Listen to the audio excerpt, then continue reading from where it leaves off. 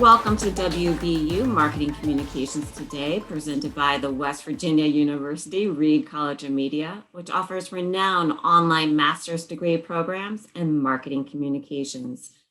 Today, we'll be discussing why you, yes, you, need a personal brand with my guest, social media brand strategist, Christine Gritmon. Christine has spoken on stages worldwide and is a frequent expert guest on podcasts, live streams, Twitter chats, and blog posts, as well as hosting her own weekly live show.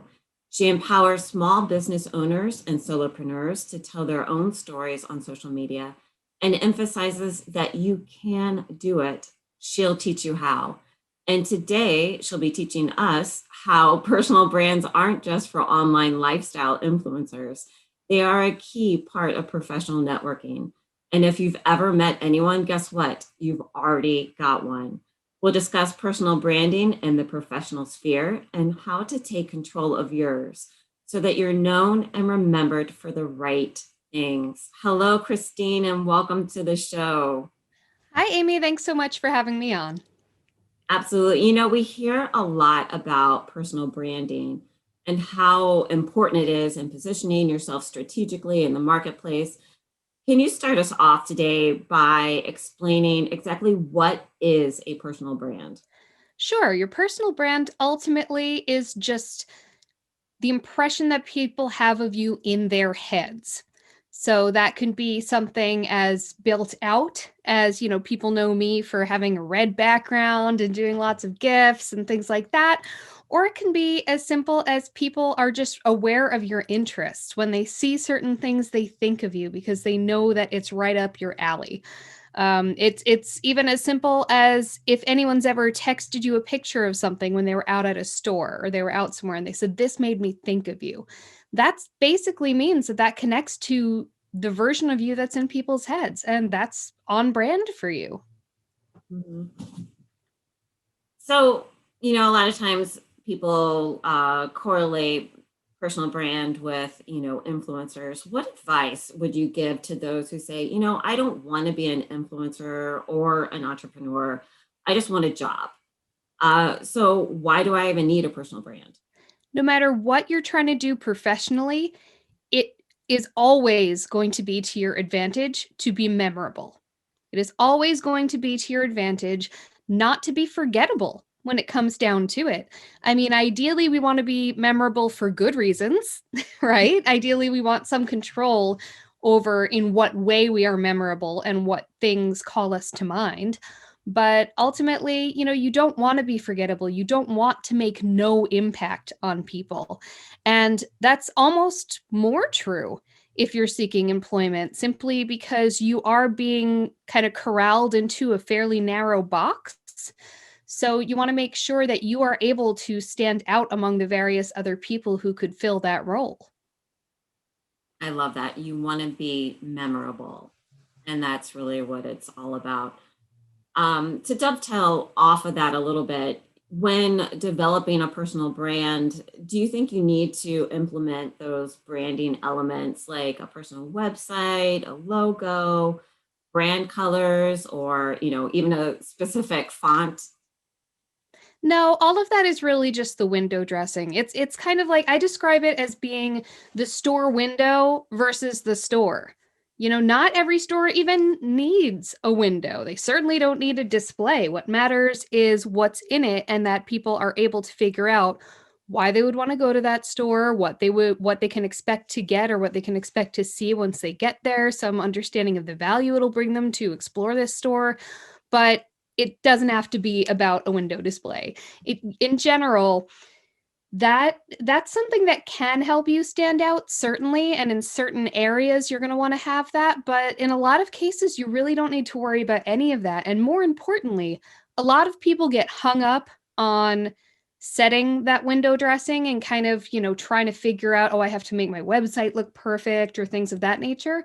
And it's really just used as a procrastination tool to put off defining what they want to be known for and what they want to stand out for, because it's a scary thing to put yourself forward. So if you can sort of delay it by getting hung up on those unnecessary elements, a lot of people do fall into that trap. I think that one thing, it's a cliche at this point, but Simon Sinek had a very famous TED talk about why, about how you have to start with your why.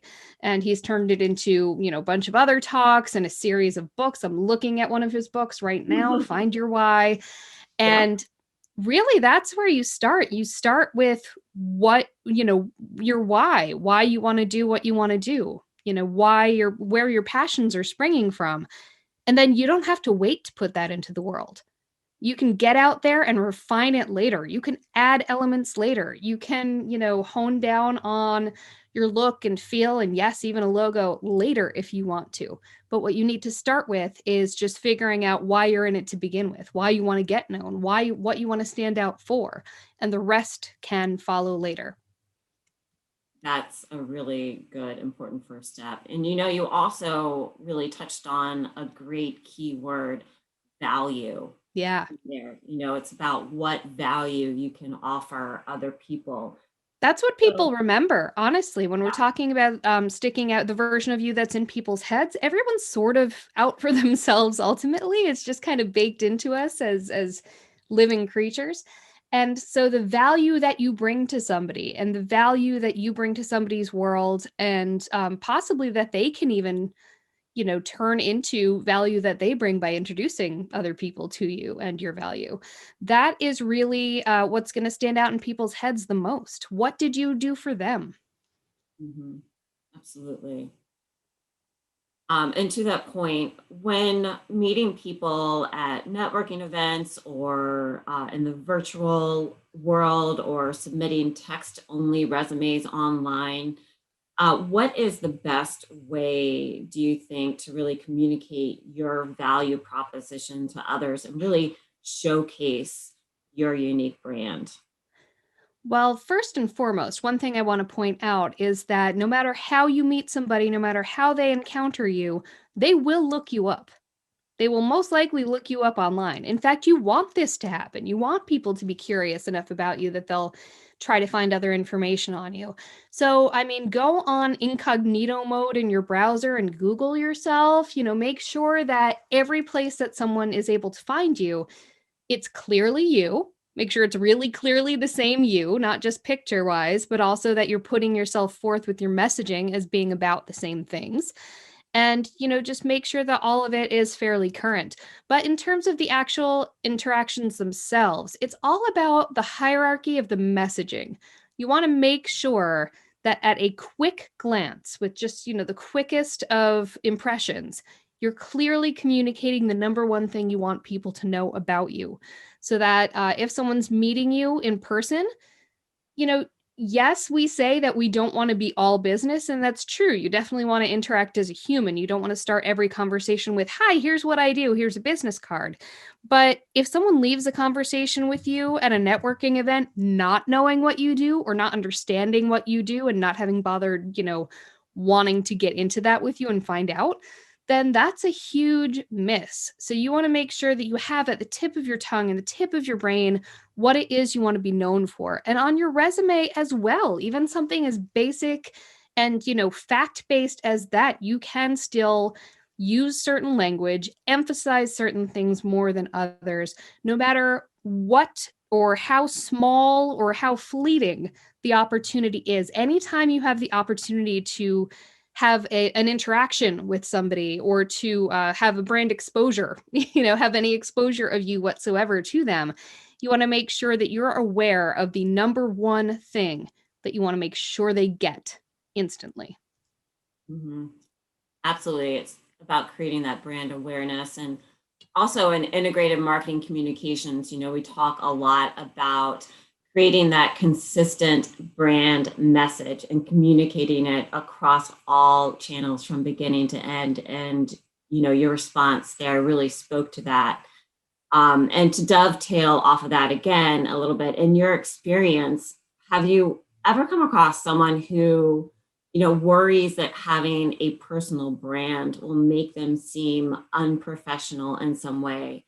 You talked a little bit about it or alluded to it just now. And, you know, if that's the case, how do you recommend that they align their personal brand with a specific employer's expectations of it, professionalism, while also differentiating themselves? Yeah, it's kind of a catch-22 because a lot of the things that we're taught when we're entering the working world, especially when we don't have as much under our belts to sort of back up our qualifications or to back up the fact that we have skills that we say that we do, and the fact that we don't have a lot of accomplishments yet. And so a lot of the traditional advice out there for especially early job seekers is geared towards blending in. It's geared towards sanding those rough edges. It's geared towards looking at the, size and shape of the hole you're hoping to fill and becoming exactly that. So when I say you want to stand out, it's kind of tricky to balance those two and to figure out how to marry them. But I would say one of the best ways to do it is look at the parts of yourself that most clearly and naturally fit with what people are looking for. Like, figure out what you really want to do, look at what the people who could give you those opportunities really want, and figure out the genuine parts of yourself that you can really amp up to show that you are that, because ultimately personal branding, there's a little bit of exaggeration inherent in it to some degree. It's figuring out what genuine sides of yourself you're going to play up versus what sides of yourself you maybe don't play up as much. And so that's definitely a way that you can look at where the overlap is between what you would love to amp up in yourself and stand out as and what people are looking for. So it's less a matter of, you know, fitting in and becoming bland and becoming indistinguishable from the other people. And it's more a matter of standing out because you fit so well, because you are someone who won't just fill that hole exactly, but there's overlap. You're going to expand the role. You can take the role in new and exciting directions. I mean, really having an understanding of what it is that you're trying to do and what the people who can give you that opportunity are looking for can show you how you can show you're that you're that plus. You don't have to be bland in order to get opportunities to showcase your professionalism. And again, as with any sort of branding, it's about leading with how you can be of value. If you really seem like you're going to be an incredible asset, you know what? They're not gonna care so much that you don't have the exact same, bland black suit or whatever hallmarks of professionalism you're hung up on. They're going to care about the value that you can bring. Mhm. And I love that you also touch on that concept of being genuine. Hmm. In marketing, it really is a principled discipline, and we talk a lot about ethics in Yes. marketing and how important it is to be transparent and upfront and, like you say, genuine. And that's really critical. Um, so, what would you say to someone who says, I don't even want to market myself? I want to Hmm. help market other people. Do I really need a personal brand if, I want to work behind the scenes? That was me for a little while. I understand that completely. And my answer to that is that I wouldn't really trust a marketing agency who didn't know how to market themselves. I mean, you should ultimately be your first client. I won't say you should be your number one client. I mean, that would be ideal, but I know that's a little bit tricky sometimes. I actually have some clients now who are fellow social media marketers, who are people who are marketing strategists and social media strategists, because they're realizing, the old saying, the cobbler's children have no shoes. They're realizing that they come up short every time. They're not treating themselves like a client. And I think you really need to, because you are a portfolio piece. So if you can do a good job at marketing yourself, I mean, I've had people come to me simply because they said, "Oh my goodness, I see what you're doing. You're out there all the time. I figured if anyone could help me with this, it would be you." Mhm.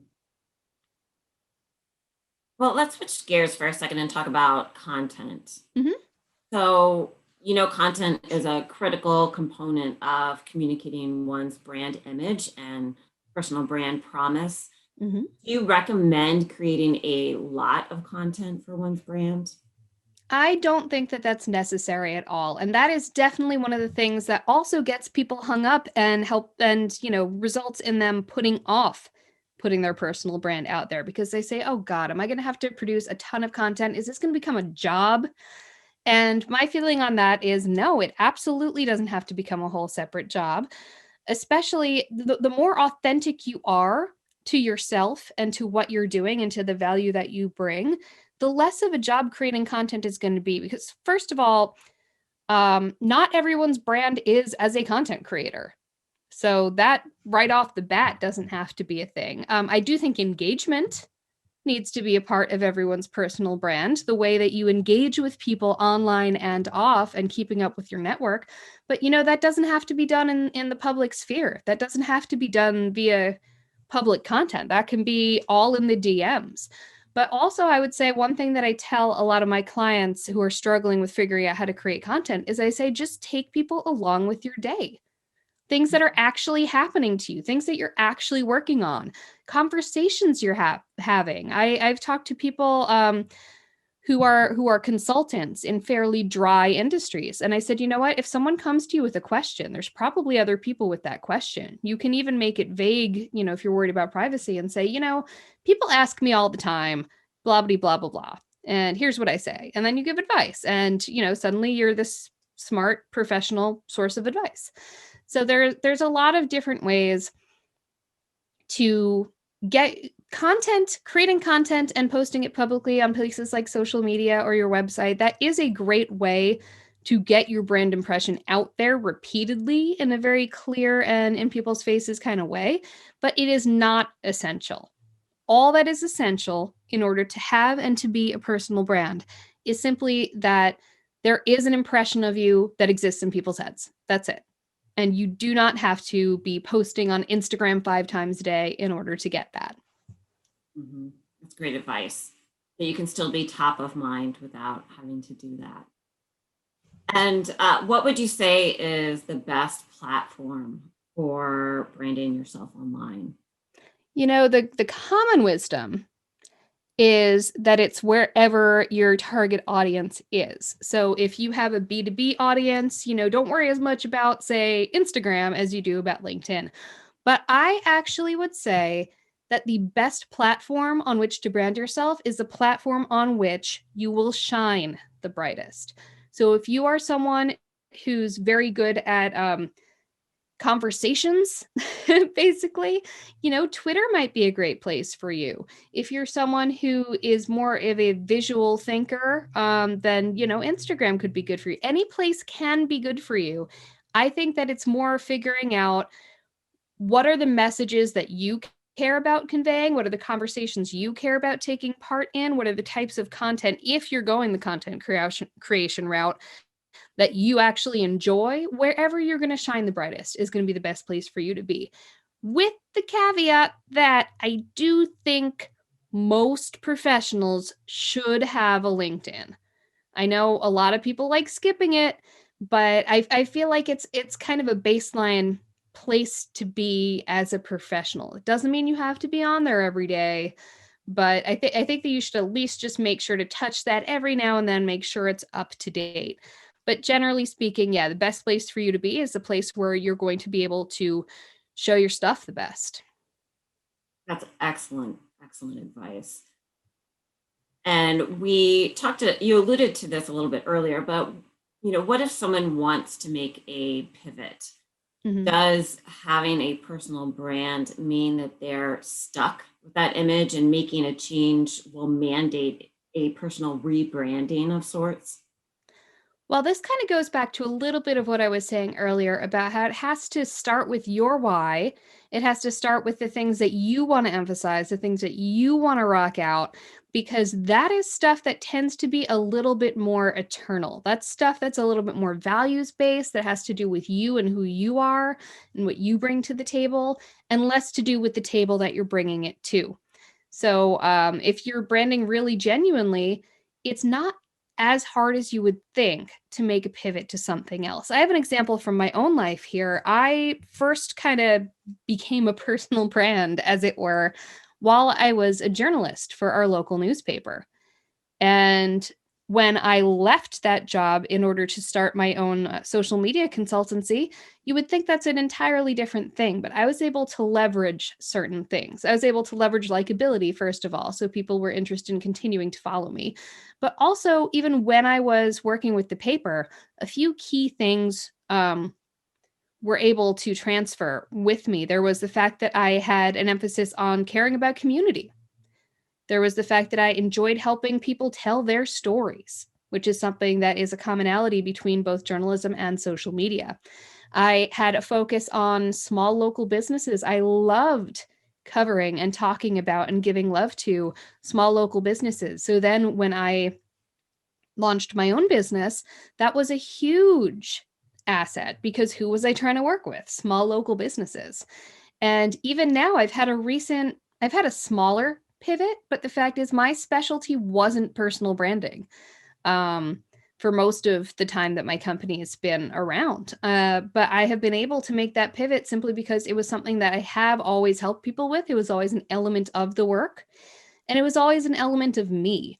So when I sort of made that pivot and said, hey, I'm personal branding girl now, it was not a stretch. People said, oh yeah, all right, cool. So because it was, all of these pivots have been about elements of me and things that I can bring to anything that I do, and things that I can things that inform the value that I bring to any sphere in which I choose to enter. I love that. So it was kind of like a natural extension of yourself. Exactly, because you are you no matter where you are. And that's one reason why I actually caution people from tying their personal brand building too closely to a specific function or to a specific employer, because then it makes it a little more difficult to make those pivots, but you can still do it as long as you really emphasize the consistent parts. Emphasize the things that people who followed you from your previous incarnation of your personal brand will recognize, things that will still resonate, and just point out that you're applying them in another direction now. Mm-hmm. So I you love don't that. lose that trust. Even though you're changing the direction in which you're applying it, you don't lose the trust. You don't seem like a whole new thing. You still get to keep all that banked goodwill. Mm-hmm.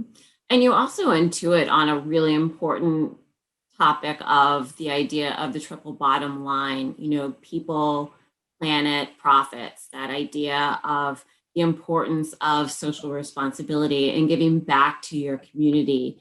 That's something that is so important for a lot of organizations. And it's something that seemed to be just a part of who you are organically, that you were able to then showcase that, which is fantastic. Yeah, stick to your values, stick to who you are, stick to what makes you special, and you can take that anywhere. Excellent. Well, I think that's all we have time for. Christine, it has been such a pleasure to have you on the show today. Thank you so much for joining us and for sharing your expertise. I have just one last question. Hmm. How can our listeners contact you or find you online? Sure. Well, I am the only Christine Gritmon, which is cool. I had to share my maiden name, so I love being Christine Gritmon. And that is grit like when something's gritty, mun like Monday. I am C. Gritman on Twitter and Instagram, Christine Gritman Inc. on Facebook, Christine Gritman on LinkedIn, Christine Gritman Inc. on YouTube. I'm in all the places. If you Google, it will probably be me. And I can also be found at gritman.com. Excellent. Thank you again. Thank you. Thanks so much for having me. Absolutely. You've been listening to WVU Marketing Communications today. Thank you for joining us. And again, a special thanks to our guest, Christine Gritmon. Be sure to visit go.wvu.edu MC today. That's go.wvu.edu/MC today to view our upcoming sessions, listen to previous recordings, and subscribe to receive updates.